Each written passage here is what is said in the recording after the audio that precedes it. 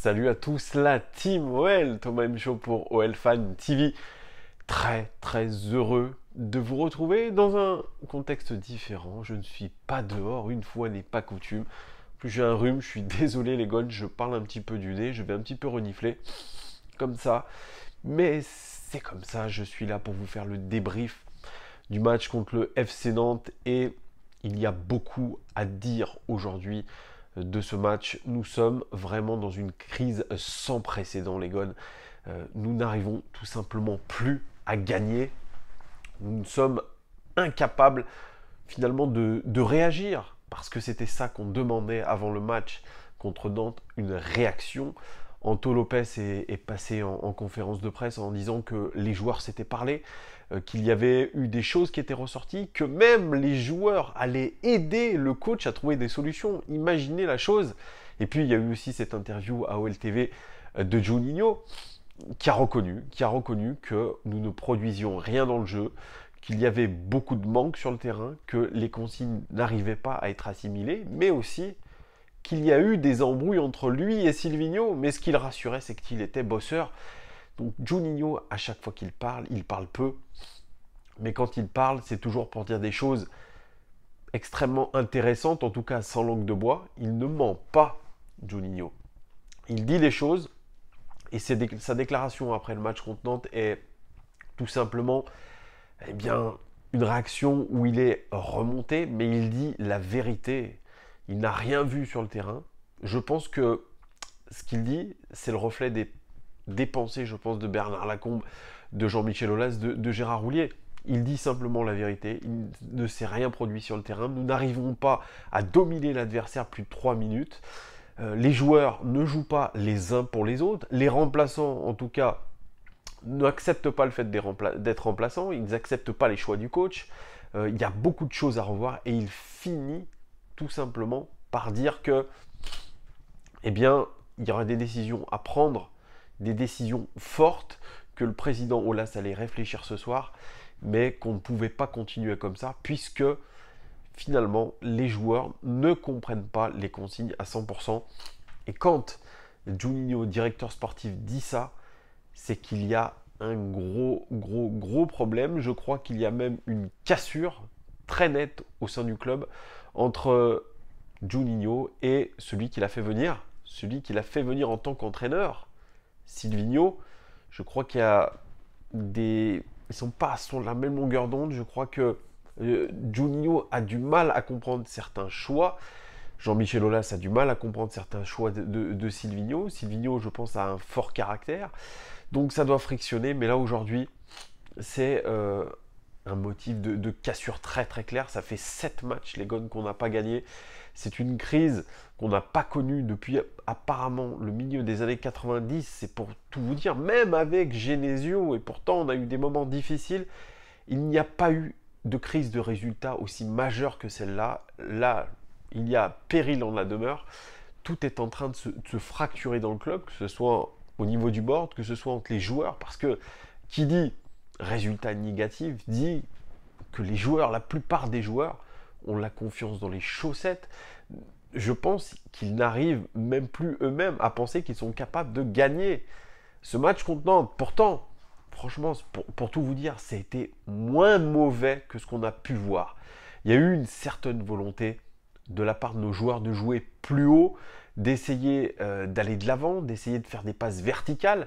Mais, comme l'a dit Juninho, c'était dans un court laps de temps. On a été incapable de maintenir ce niveau-là pendant tout le match. Et surtout, on s'est fait peur face à une équipe de Nantes, certes bien organisée, mais pas très dangereuse. Je pense qu'ils ont dû avoir 2 occasions. Vous verrez dans les statistiques, les expected goals, ils sont très faibles pour eux. Et ils marquent finalement sur un coup du sort. Et quand ça ne va pas, si je dois reprendre une célèbre citation de Jacques Chirac, paix à son âme, puisqu'on a fait une minute d'applaudissement pour lui au Groupama Stadium. Il a dit, quand on a des emmerdes, elles volent en escadrille. Et je crois que c'est absolument le cas. C'est que là, en ce moment, on est dans des pires emmerdes et on n'a rien avec nous. Ce qui nous était arrivé sur les 2 premiers matchs de championnat, et notamment sur le match contre Angers, où on tirait finalement et il y avait but, Là, c'est plus du tout le cas. Vous pouvez jouer pendant des heures et des heures et des heures, vous ne marquerez pas.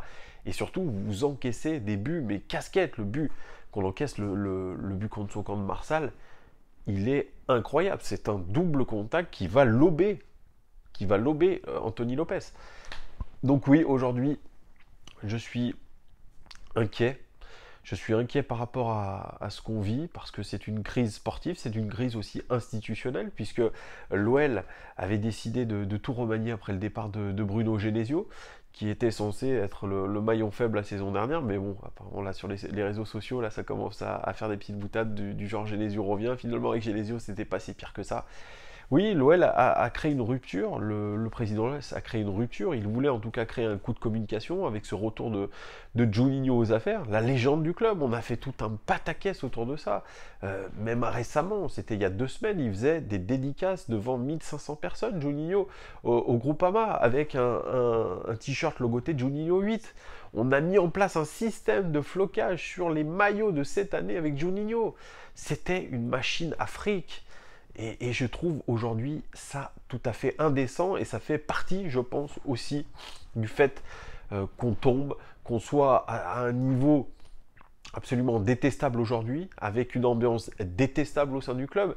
C'est parce que je crois qu'on a fait un coup marketing, on s'est foutu de la gueule des gens, au final, on a été malhonnête, les dirigeants ont été malhonnêtes avec nous, les joueurs sont malhonnêtes avec nous, donc aujourd'hui il va falloir rendre des comptes, que ce soit Jean-Michel Aulas, que ce soit Juninho, parce que on fait payer le chapeau à un entraîneur, un jeune entraîneur qu'on a fait venir, qu'on a délogé au final de Flamengo, parce qu'il aurait dû aller entraîner Flamengo, Silvino. On lui a dit, viens à l'Olympique Lyonnais, ça sera ton premier poste, tu verras.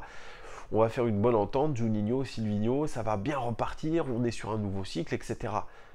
Sauf que, franchement, les responsables dans l'histoire, c'est d'une, Jean-Michel Aulas qui a fait revenir Juninho, alors que lui était pas très chaud à l'idée d'être directeur sportif. Aujourd'hui, il se demande, je pense, qu'est-ce qu'il fait là. Et de deux, Juninho qui a fait venir Silvino, c'est son idée, donc lui aussi est responsable. Et si Silvino doit être démis de ses fonctions, on peut imaginer aussi que la position de Juninho soit fragilisée. En tout cas, moi je le pense. C'est pas parce que c'est une légende du club, c'était un formidable joueur, mais comme me l'a dit Fleury Dinalo la semaine dernière, légende du club lui aussi, 222 buts, c'est le recordman du club. Il m'a dit, le truc c'est qu'on pensait qu'avec Juninho, tout allait repartir comme en 40, que ça allait super bien jouer, sauf que Juninho, il n'est pas dans un rôle de joueur ni d'entraîneur, mais seulement de directeur sportif. Donc oui, Juninho c'est une légende, il a signé un CDI, mais aujourd'hui, si il est honnête avec les supporters, et si la décision de Jean-Michel Aulas, c'est de démettre de ses fonctions Silvino, alors je pense qu'il sera intéressant aussi à Juninho de se poser les vraies questions. Il n'était pas chaud pour revenir. Ce pari est pratiquement perdu. Donc lui aussi doit en prendre les conséquences et en se disant qu'en mesurer les conséquences et en prenant ses responsabilités et en disant bah, si Silvino part, je suis solidaire et je pars moi aussi. Voilà, écoutez, on s'est planté, on est fin septembre, on a fait 2 mois qui est cata au final, cata, ça aurait pu être pire mais là c'est cata, je vous le dis, parce que ces points-là, on ne les récupérera pas, je pense, en fin de championnat. C'est voilà, des points perdus, ce sont des points perdus définitivement. Et vous le savez, en fin de saison, c'est ces points-là qu'il manque. Bref, voilà, je vous ai fait une petite introduction assez longue, mais là je vais passer aux statistiques générales de ce match, et ce qui nous intéresse aussi. 14 tirs côté lyonnais contre 11 côté nantais, 7 cadrés quand même côté lyonnais. On a réussi à cadrer des frappes, 7 cadrés, c'est la moitié, c'est plutôt correct. 2 cadrés seulement pour les Nantais, et ils gagnent 1-0, vous voyez, 100% de réussite, 106 passes réussies dans le dernier tiers. C'est plutôt pas mal, c'est mieux en tout cas, on avait un bloc plus haut, ce qui nous a permis d'être beaucoup plus dans le dernier tiers. 106 passes réussies dans le dernier tiers, c'est mieux, 70 passes réussies dans le dernier tiers pour les Nantais. 23 centres, on a centré 23 fois, mais avec une réussite absolument désastreuse. 16 centres côté nantais, 32 tacles côté lyonnais, 30 tacles côté nantais, ça a maillotché dur. 52% de possession dans le camp nantais pour nous, contre 48% de possession dans le camp lyonnais pour les nantais. Au niveau des passes réussies dans la surface de réparation, 15 passes réussies dans la surface sur 29 pour nos Lyonnais. C'est à peu près la moitié. On a essayé quand même de créer des choses. Et seulement 2 passes réussies dans la surface sur 6 pour les Nantais. Et ils marquent les guns. C'est fou. C'est fou, c'est fou. Au niveau des expected goals, c'est là où ça craint un peu. On a créé du jeu, mais par contre, la qualité des occasions n'était pas terrible. 0,96. On n'aurait dû même pas marquer un but.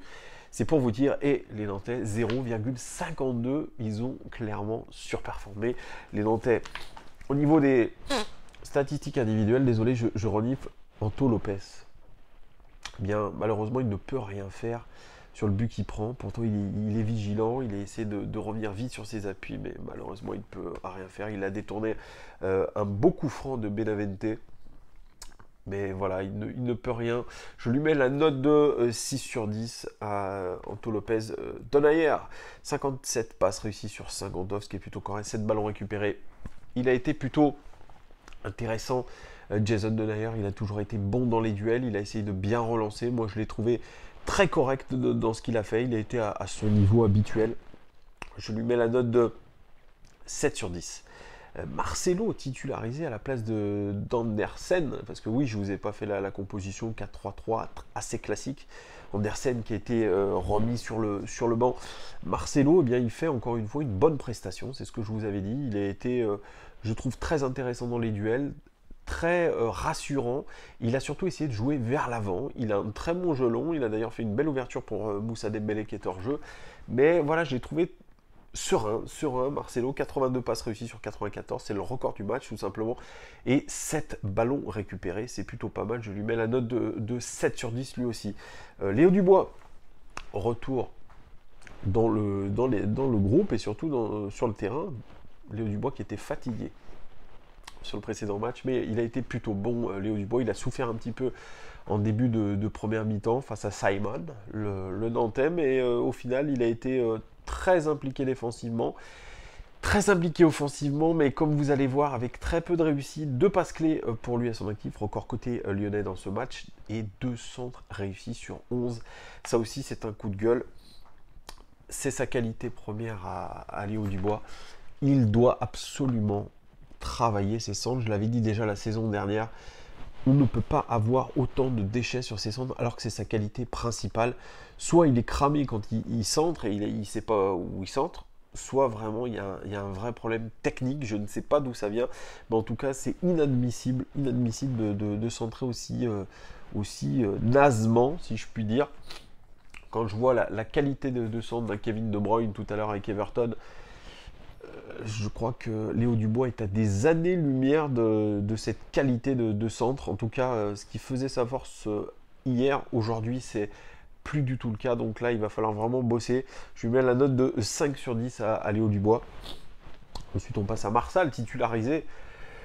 Ça faisait 1000 ans qu'il n'avait pas été titularisé, Marsal. Eh bien, moi, je l'ai trouvé plutôt bon, plutôt intéressant par rapport à son faible temps de jeu. Plutôt en jambes, 61 passes réussies sur 72, 2 passes clés, encore côté lyonnais dans ce match, 13 passes réussies dans le dernier tir sur 18, un centre réussi, 7 ballons récupérés, 6 tacles réussis sur 10, c'est le record côté lyonnais dans ce match, et 2 interceptions, c'est un match plein au niveau défensif, malheureusement. Eh bien, il défend sur Moutou Samy, c'est ça je crois, d'ailleurs formé à l'Olympique Lyonnais, et malheureusement il fait ce double contact, c'est vraiment pas de chat du tout. C'est vraiment de la malchance, hein, si je puis dire, ce hot goal. Voilà, quand ça veut pas, ça veut pas. Malgré tout, je mets à Marsal la note de 6 sur 10, puisque c'est très encourageant sa prestation. Lui qui pourtant est très critiqué, que j'avais beaucoup critiqué. Mais bon, il a tenu quand même le choc. Thiago Mendes, titularisé lui aussi en tant que sentinelle, 64 passes réussies sur 75. C'est plutôt pas mal. 15 passes réussies dans le dernier tir sur 21, plutôt correct. Et 9 ballons récupérés, record du match. De statistiques intéressantes, mais dans le jeu, visuellement, c'était pas terrible du tout. Des passes latérales mal assurées, pas de sérénité, et au final, très peu de jeu vers l'avant. Mais bon, ce qu'on lui demande, c'est de récupérer des ballons, de les relancer. À la relance, je ne l'ai pas trouvé terrible du tout. Par contre, force est de constater que c'est le deuxième match de suite où il récupère un certain nombre de ballons, donc c'est plutôt intéressant. Donc je lui mets la note de 5 sur 10. Oussem Aouar de retour lui aussi dans le 11 titulaire, 48 passes réussies sur 58, correct, 10 passes réussies dans le dernier tiers sur 19, correct, et 3 duels réussis sur 3, c'est le record du match tout simplement. Oussem Aouar, il a eu quelques fulgurances, on sent qu'il a du ballon, mais sinon, la plupart du temps, c'est beaucoup de déchets, beaucoup de pertes de balles, très peu de vélocité. Vous voyez, pas de passe clé. Il a très peu participé au jeu. Oussem Aouar, il semble perdu. Il y a même une image en fin de match où Depay, Aouar, Touzard, je crois, Marcelo aussi, vont voir les supporters, les bad guns. Et vous voyez cette image de Aouar livide, la tête dans les épaules, je dirais à la limite de pleurer. Et je pense que aujourd'hui, il est abattu, ce garçon. Il a le poids de son nouveau contrat, je vous en parlais, 300 000 euros par mois, je vous avais dit 250 000, c'est 300 000 euros net, troisième joueur le mieux payé de l'effectif. Et je crois que ça lui revient dans la gueule comme un boomerang à Oussem Aouar. Il est méconnaissable et je crois que ce genre de match ne lui profite pas. Il n'a pas fait un bon match, il est capable de donner beaucoup plus. Aujourd'hui, lui aussi, il doit se poser les bonnes questions et il a vraiment, je crois, le moral dans les chaussettes. Jeffrey Adelaide, qui était l'une des rares satisfactions de l'Olympique Lyonnais ces derniers temps, eh bien, lui qui n'était pas titulaire le match dernier, qu'il a très mal pris, je pense, et bien là, il n'a pas du tout fait un bon match. Il a été plutôt transparent, 2 duels réussis sur 3. Franchement, j'ai aucune idée de ce qu'il a pu faire sur le terrain. J'ai vraiment aucun souvenir. Tant il a été transparent, alors qu'on l'a vu avec beaucoup d'abattage sur ses premières prestations. Je ne comprends pas ce qui s'est passé ce soir avec Jeff. Et lui aussi, il va falloir qu'il se réveille. Il a d'ailleurs été sorti par Silvino. Mais pareil, est-ce que le moral, il n'est pas en train de plonger aussi? Vous savez, ces jeunes joueurs, c'est ça, c'est la force de caractère qu'on cherche dans ce genre de match. Memphis Depay, coup ci, coup ça. Oui, alors j'ai pas noté Aouar. Je lui mets la note de 4 sur 10 et Jeffrey Adelaide, je lui mets la note de 3 sur 10. Memphis Depay, 2 passes clés, record côté lyonnais dans ce match, 20 passes réussies dans le dernier tir sur 23, record du match. 0 centre réussi sur 6, c'est inadmissible aussi. 2 duels réussis sur 4 et pourtant il s'est donné, il a fait des belles passes clés, notamment à Bertrand Traoré. Il a été présent sur le fond de l'attaque. Mais moi j'ai en tête cette occasion où il est au point de pénalty, il met le ballon sur le périph', ça c'est inadmissible aussi, c'est inadmissible. Quand vous êtes professionnel, à un certain niveau, vous ne pouvez pas faire ça. La moindre des choses, c'est de se concentrer et de se coucher sur le ballon pour pas qu'il s'envole. Enfin bref, voilà. Et puis quand il a passé en revue toute la défense nantaise et il a buté sur un super Alban Lafont. D'ailleurs, quel gardien, il fait vraiment un bon début de saison, je vous l'avais dit en avant-match, il fait un super match, il a dégoûté complètement nos attaquants. Alban Lafont, c'est vraiment pour ça d'ailleurs que les Nantais gagnent aussi.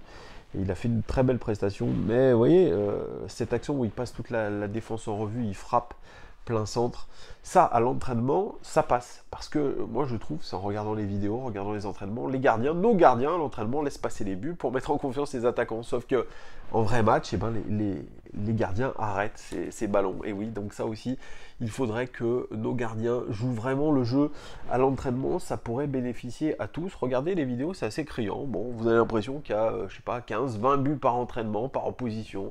Tellement les gardiens, ben voilà, ils constatent les dégâts. J'ai jamais compris ça, mais après, bref, voilà.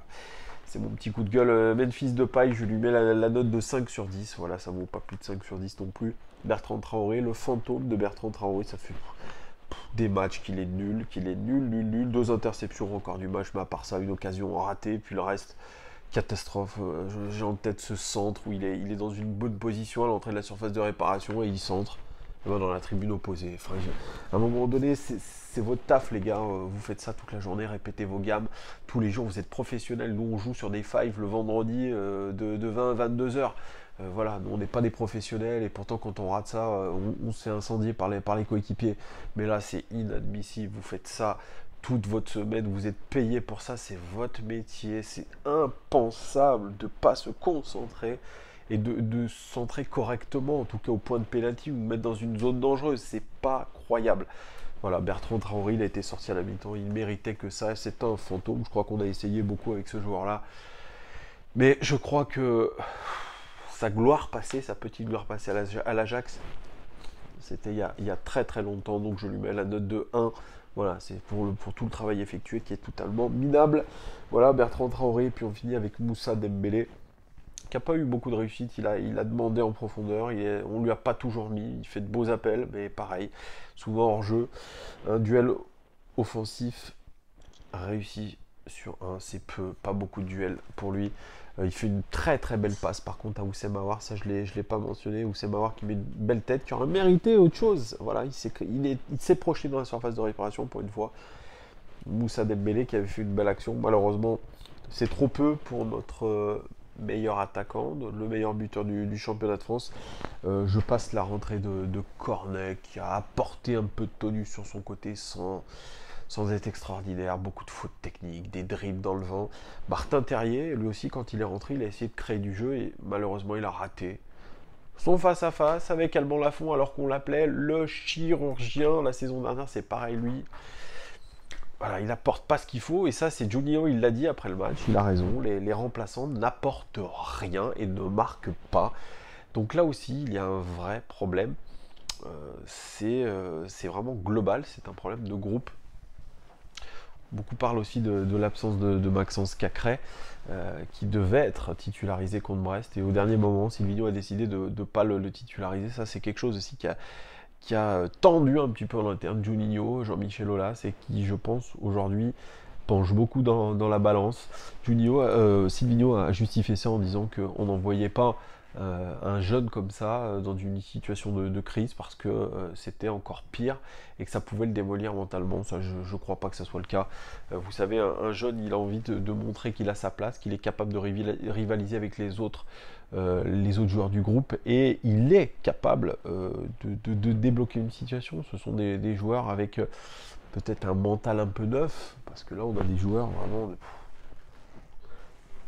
C'est un casque qu'ils ont sur la tête. Hein. Il n'y a rien qui va et pourtant dans le jeu c'était un poil mieux. Mais aujourd'hui, voilà, on a un problème de rythme, on a un problème d'intensité aussi. Parce que je regardais cet après-midi la première ligue, comme je suis malade évidemment, je suis resté chez moi. Il y a un problème d'intensité. Je regarde le match de Chelsea et de Brighton, même Brighton, qui est pas une équipe majeure du championnat d'Angleterre, il y a de l'intensité, même à la 90e minute. Vous avez des joueurs qui bougent les jambes, qui sont mobiles. Nous, c'est des transmissions de balles à 2 à l'heure. Il y a un problème quand même d'intensité. Ça, c'est clair et net. Vous regardez toutes les équipes majeures. Je vous mets City. Si je vous parlais de City, je vous parlais de Kevin De Bruyne. D'ailleurs, s'il y avait eu Kevin De Bruyne sur la double confrontation de l'année dernière, je ne pense pas qu'on gagne ni à l'aller, ni qu'on fasse match nul au retour. Hein, parce que c'est un joueur absolument fantastique. Kevin De Bruyne. Bref, voilà, il y a de l'intensité. Vous voyez, vous avez une équipe comme Everton, Manchester City, ça bouge, ça bouge, ça bouge. Il y a de l'envie, il y a des courses vers l'avant, il y a de la mobilité. Là, il n'y a pas de mobilité, très peu. Comme l'a dit Juninho, pas plus de 3 minutes où on domine un petit peu l'adversaire, où on fait un semblant de domination. Bref, ça fait 23 minutes que je vous parle, je suis un peu long, mais voilà, la situation m'inquiète, m'attriste surtout. Je suis triste aujourd'hui, je suis triste de ce que je vois. On a pourtant une belle équipe, mais force est de constater aujourd'hui qu'elle n'arrive pas à jouer ensemble et que ce changement a peut-être été d'entraîneur et de philosophie a été un peu brutal et qu'aujourd'hui les joueurs ne s'y retrouvent plus. Alors est-ce que c'est un problème aussi de langue, etc., où tout le monde ne parle pas la même langue et la priorité c'était que Silvino parle assez vite français, c'est pas le cas non plus. Donc là il se perd un petit peu, il a un traducteur qui est Cassapa, il a Baticle aussi. Voilà, est-ce qu'il s'entend bien d'ailleurs avec Baticle, avec l'équipe de prépa physique, etc. Est-ce qu'il n'y a pas des dissensions au sein du staff aussi? Voilà. Silvino a accepté quand même de venir sans numéro 2, hein, sans adjoint. Hein, donc ça aussi c'est très particulier. Hein. Il est venu qu'avec Fernando Lazaro, qui est soi-disant un crack au niveau de l'analyse vidéo. Force est de constater que l'analyse vidéo n'y fait rien. Les joueurs ne cogite pas, ne percute pas, tout simplement. Vous nous avez parlé d'un drone aussi à l'entraînement, etc. Bon, voilà, il y a eu beaucoup, je trouve, de communication. Même, je trouve, il y a eu beaucoup d'emballements sur les réseaux sociaux, sur Twitter, avec tous les ayatollahs de l'OL, hein, tous ceux qui ont un avis, comme moi, qui sont supporters, mais qui, je trouve, en ont fait un petit peu des caisses. Voilà, partir à la guerre avec Silvino, etc. Je trouvais déjà ça un petit peu bizarre, hein, comme ça, tout ça pour foutre un petit peu la mort à Genesio. Moi, j'étais pas pro anti-Genesio, voilà, j'essaye d'être objectif. Ce qu'on voit aujourd'hui, c'est qu'avec Genesio, ça ne s'était quand même pas passé comme ça. C'était un entraîneur aussi qui disait la vérité, qui savait parfaitement trouver les leviers pour faire réagir son groupe. Et aujourd'hui, je vois un groupe à l'abandon, un petit peu, à l'abandon, qui ne sait pas quoi faire.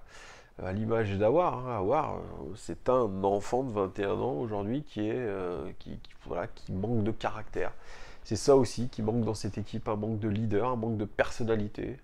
Le seul qui est capable de révolter un petit peu tout le monde, c'est Lopez. Il est dans la cage, malheureusement. Il n'a pas le brassard de capitaine, malheureusement. Léo Dubois, moi, je ne l'ai pas vu dans le match haranguer ses partenaires. Hein. Denayer non plus, je ne l'ai pas vu haranguer ses partenaires. Voilà. On n'a pas de gueulard sur le terrain, on n'a pas des types qui sont capables de prendre le coéquipier par le coltard en lui disant qu'est-ce que tu fais. Voilà, c'est pas les gesticulations de Silvino comme ça avec ses 4-4-2. Les mecs ne comprennent rien, ils écoutent même pas, c'est pour vous dire.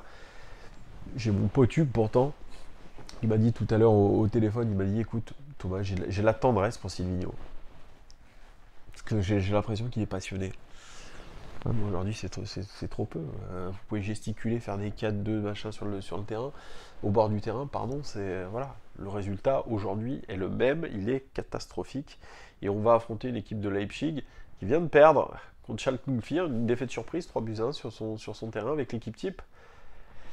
Donc comme quoi, ils sont prenables, ils vont être aussi, eux, dans le doute, un peu moins que nous, mais voilà, le match contre Leipzig est hautement important. Quelle va être la décision de Jean-Michel Aulas? Est-ce qu'il laisse un sursis à Silvino en lui disant tu as 2 matchs à gagner, un contre Leipzig et un contre Saint-Etienne, parce que dimanche prochain nous affrontons Saint-Etienne avec un nouveau coach qui est Claude Puel. Voilà, Claude Puel qui est en froid depuis des années, depuis son départ de l'Olympique Lyonnais avec Jean-Michel Aulas. Pour rappel, il avait eu une procédure au prud'homme contre l'Olympique Lyonnais, donc les retrouvailles vont être pleine de motivation, en tout cas pour Claude Puel, qui sait, lui, faire un électrochoc à un groupe. Il l'a prouvé à Leicester en Angleterre. Bref, voilà, la situation, elle est cata. Que penser de l'avenir? Je ne sais pas. En tout cas, je vais vous mettre en ligne aussi la vidéo de présentation de Leipzig. Et il y aura bien sûr un avant-match du match contre Leipzig. Et on verra aussi, selon la décision de Jean-Michel Aulas, si je fais une vidéo pour commenter cette décision. Voilà les gars, dites-moi vous en commentaire ce que vous pensez de la situation. Désolé, j'ai un peu la mine dépitée, j'ai le rhume, mais qu'est-ce que je vais vous dire, on est blasé, on est supporter, mais on est blasé. Hein. Aujourd'hui, c'est un sentiment qu'on avait encore pas connu. Moi, je l'avais pas connu, ce sentiment-là. Ce sentiment d'être dans le vide. Voilà. Dites-moi en commentaire voilà, ce que vous avez pensé du match content, de la situation. Qu'est-ce que vous feriez? Est-ce que vous balanceriez Silvino? Et d'ailleurs, on se retrouvait avec un duo Baticle-Coupet. Ça a de la gueule, ça. Une espèce d'intérim comme ça. On parle de Laurent Blanc. Voilà. Moi, j'ai toujours pensé que Laurent Blanc était, je pense, l'entraîneur idoine pour notre club. Après, il aurait fallu remplacer tout le staff. Mais je pense que on va vers un remplacement total du staff et partir sur d'autres bases et essayer de ne pas se tromper, parce que là je vois pas comment Silvino peut y arriver. Tout le monde est en dépression au club. Voilà les gars, je vous souhaite une très très belle soirée, une bonne fin de week-end surtout, et puis je vous dis à très très bientôt. Merci de m'avoir suivi. Ciao ciao ciao ciao ciao ciao ciao.